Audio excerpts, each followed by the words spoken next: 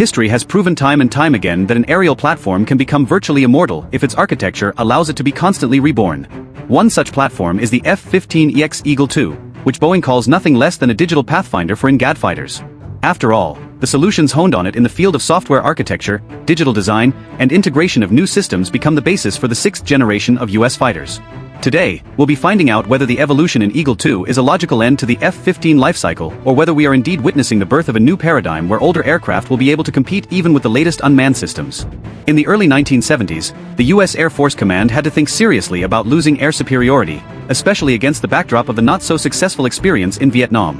The McDonnell Douglas F-4 Phantom II, although powerful, turned out to be too heavy, insufficiently maneuverable, and critically dependent on missiles in air combat, where the decisive role was still given to the cannon duel of aircraft. An unpleasant paradox arose in that the US, which had technical superiority, began to lose combat aircraft and pilots.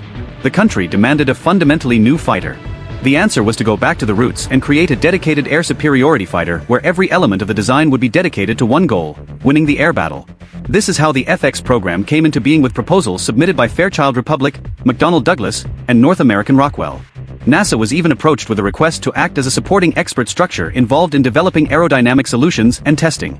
Interestingly enough, FX skipped the lion's share of the usual prototype stages, moving straight into full-scale development. This saved not only time, but also avoided possible program cancellation. The Eagle's first flight took place in July of 1972, and a year later, its success was cemented by the two-seat F-15B modification. The F-15 was the first aircraft in a long time that was built without compromise. It was not a fighter bomber, an interceptor, or a carrier-based hybrid. The Eagle was a purebred hunter created solely for dominance in the skies.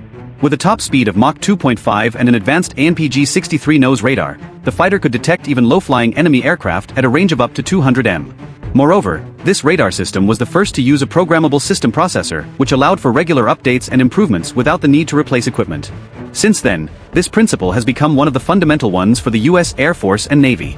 It was also used in the latest F-35 Lightning II, which constantly receives software updates to improve its effectiveness on the battlefield.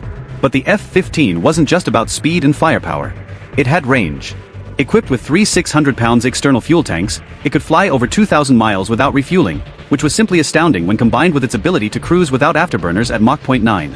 In fact, it could quickly get to the continent where the war was headed and help end it in the air before it started on the ground.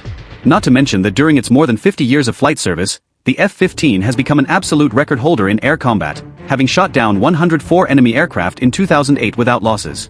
At the turn of the 2010s and 2020s, the Pentagon and the US Air Force faced a dilemma. The F-22 production ceased in 2011 after 187 fighters were produced. And the F-35 at that time, despite huge expectations, seemed too complex, expensive to operate, and an immature aircraft. At the same time, the geopolitical situation was only getting worse. China was increasing its air fleet. Russia was promoting the export of the Su-35, and new crises were unfolding in Europe.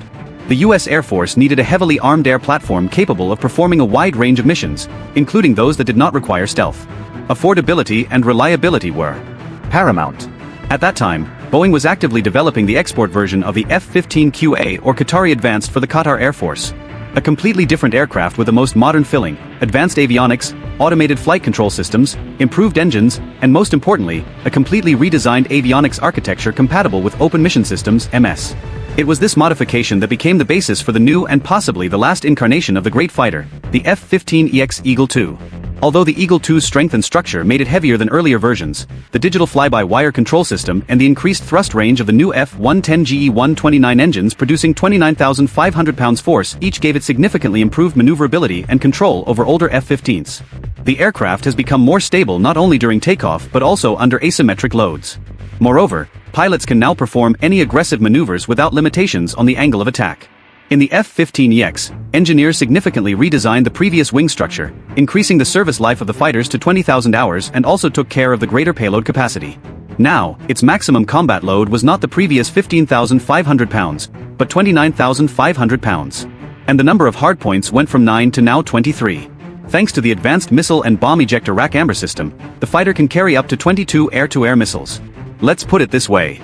If in a typical air superiority or escort configuration, the Eagle II carried 12 A120 RAM or A9 Sidewinder short-range air-to-air missiles, then with the installation of extended racks and conformal fuel tanks, CFT modules, the F-15EX received at its disposal 16 small-diameter bombs, GBU-39, 4 AM120 RAM, and 2 AGM-88 HARM.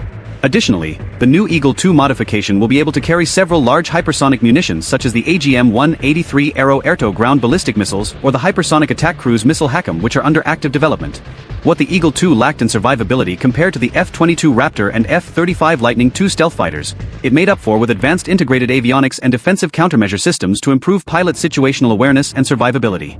This included the APG-8251 radar, which combined the APG-6353 ASA antenna with the APG-795 processor, a new cooling system, and adjustable RF filters to simultaneously perform radar and electronic warfare functions when integrated with the ANLQ-250 EPA electronic warfare suite.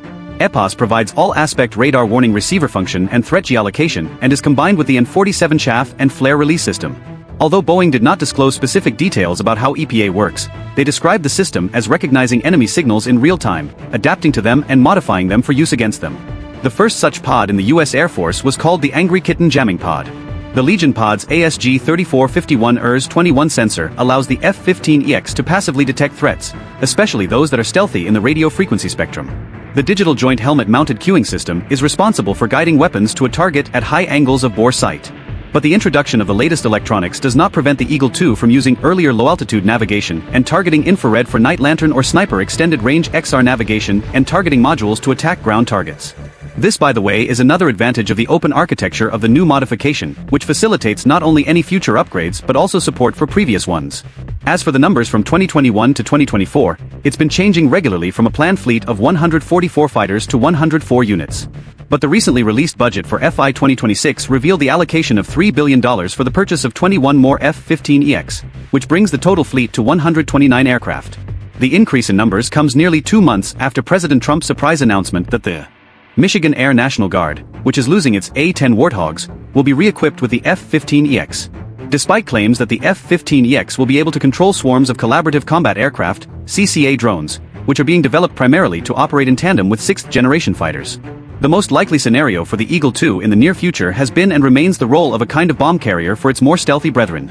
Because stealth fighters are forced to carry weapons internally to remain invisible to enemy radar, they're severely limited in the amount of size and weapons they can carry onto the battlefield. This is where the F-15EX comes into play as a large-scale missile truck relaying target data collected by forward-advancing stealth fighters back to the Eagle II for engagement outside the reach of enemy air defenses. The F-15EX will be especially in demand for the use of hypersonic missiles which have high-speed characteristics but unfortunately no less impressive dimensions, about 20 feet long and weighing about 7,000 pounds. After all, such ammunition simply will not fit inside the same F-35, at least until the command offers a lighter alternative. So, no matter how fancy your stealth fighter is, sometimes someone has to just do the job. And the Eagle II is one of those guys. And we highly doubt that the growing fleet of AI-powered drones will make the F-15EX's role less important. Quite the contrary. You think we'll see a hypothetical Eagle III in US Air Force service in the 2050s? Or will the fleet of these fighters still be replaced by NGAD aircraft? Let us know in the comments below. Also, if you enjoyed the video, don't forget to like, subscribe to the channel, and turn on notifications to stay in touch. See you soon.